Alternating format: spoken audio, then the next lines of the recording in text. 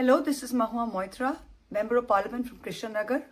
I'm here to ask a few questions of the central government on behalf of my party, the All India Trinamool Congress. The first question. It's been well over 2 months since the dastardly attacks on 26 innocent civilians in Pahalgam. Who were these terrorists and how did they manage to infiltrate this high security zone and kill 26 civilians?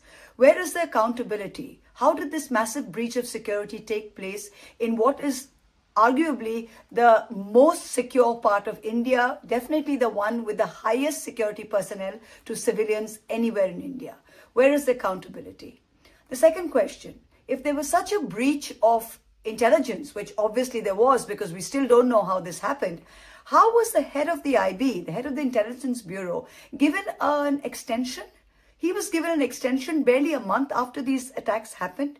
Instead of accountability, are we now rewarding the people who are sitting in the positions of power responsible for this kind of breach?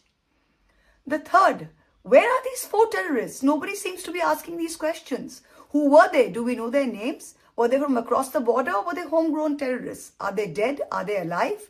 Are we looking for them? There are absolutely no answers to be got 60 days after these attacks.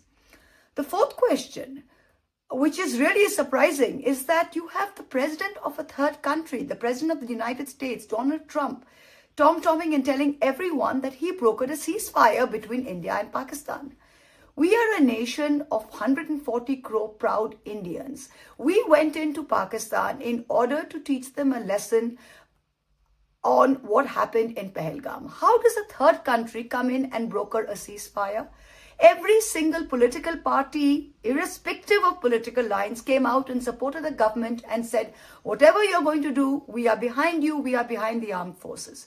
In spite of a mandate like that, how does the Prime Minister keep quiet when you have the President of the United States tom-tomming to the world that he's brokered a ceasefire? Who wanted this ceasefire? How did this happen? Why do we have silence on it?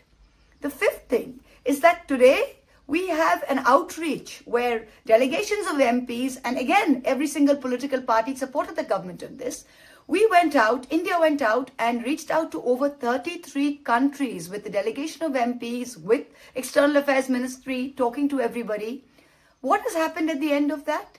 You had the IMF and the World Bank come out and give aid to Pakistan to the tune of 1 billion and 40 billion.